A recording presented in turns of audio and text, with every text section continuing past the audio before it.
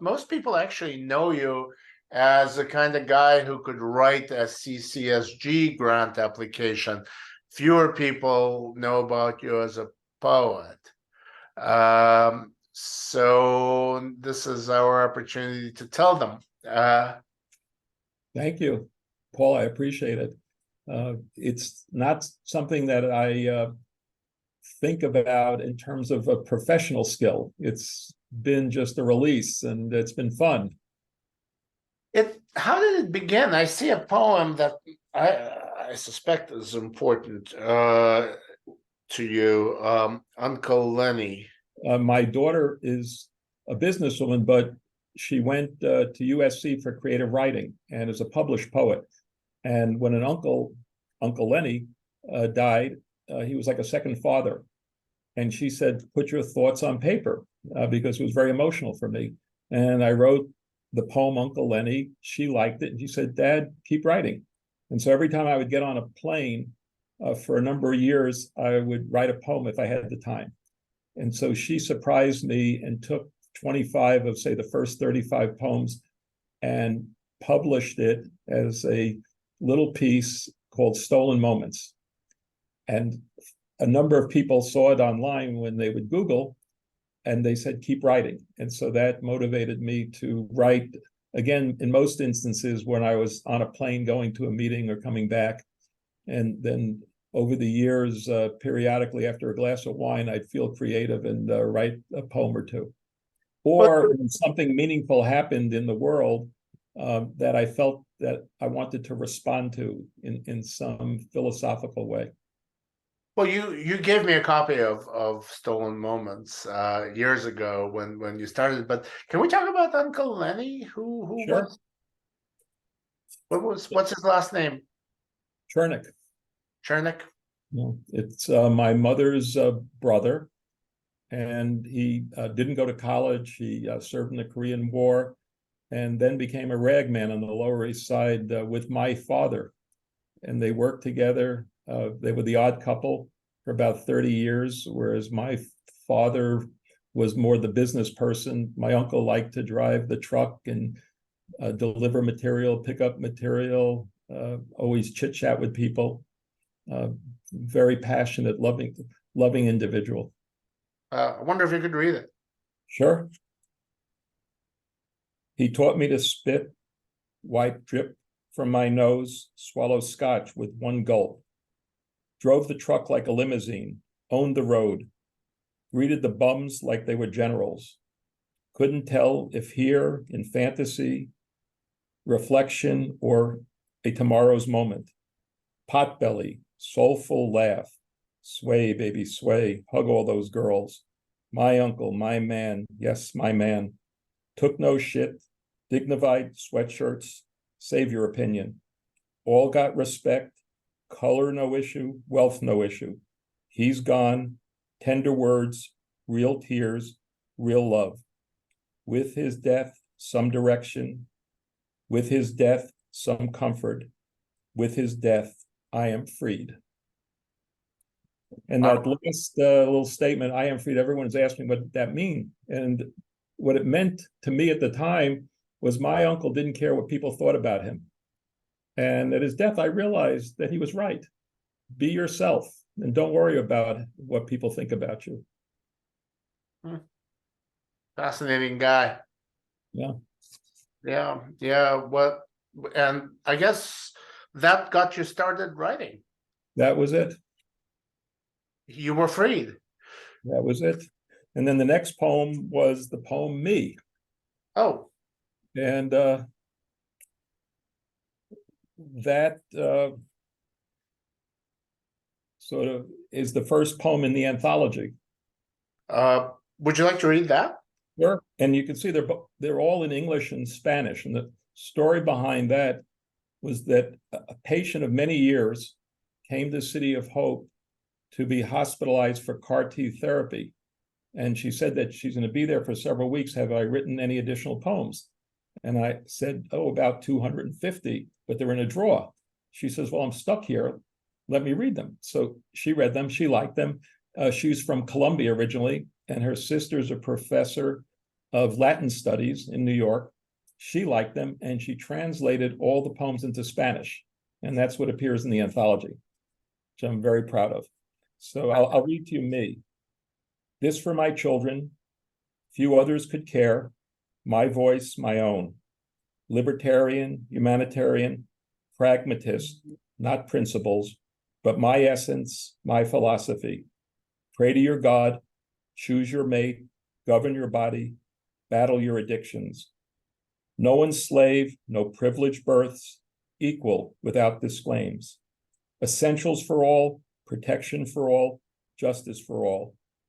Prison for those who harm, praise for those that sacrifice, honor for those that heal.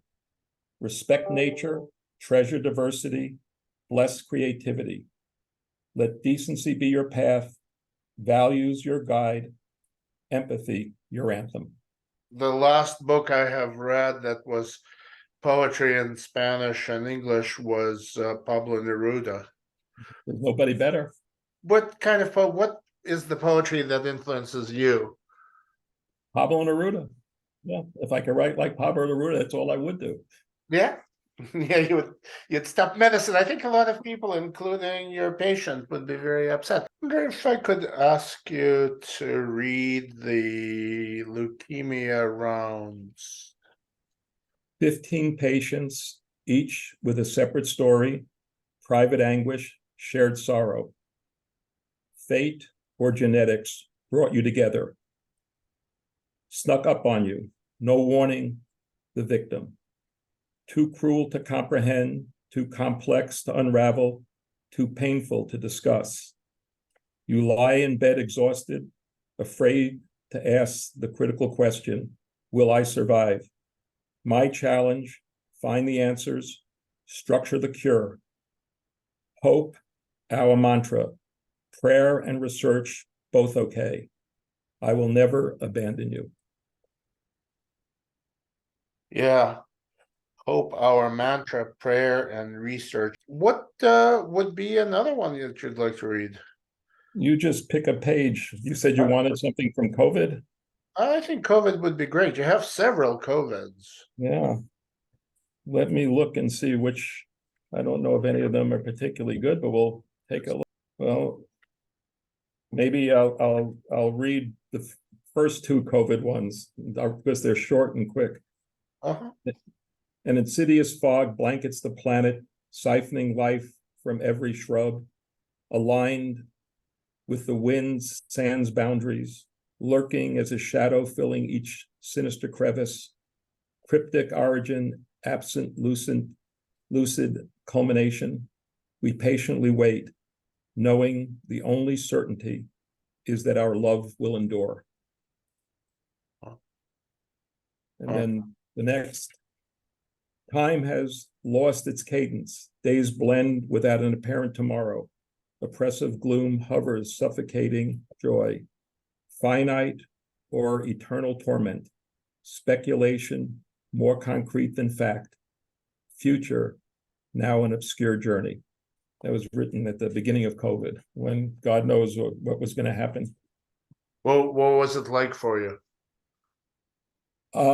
It was very lonely. I was here in the executive area of our medical pavilion, and only the medical director and myself were coming to work.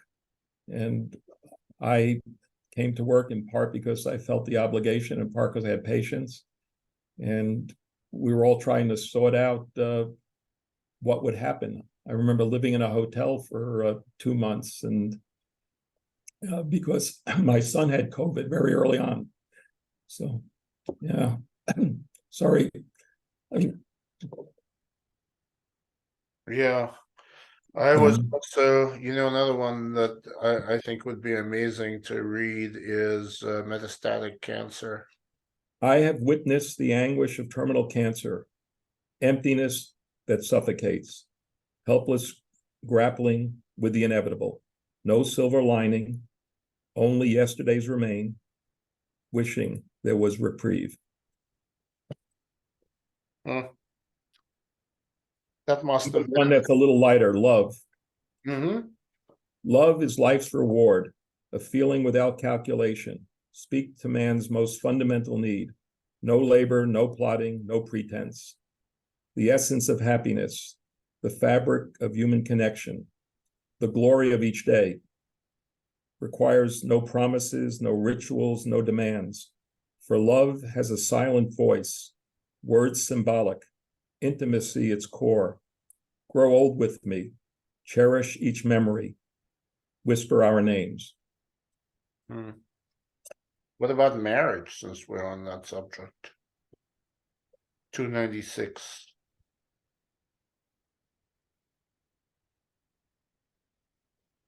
So marriage, do you measure time by the seasons, through the shape of the moon, in the passage of a single day?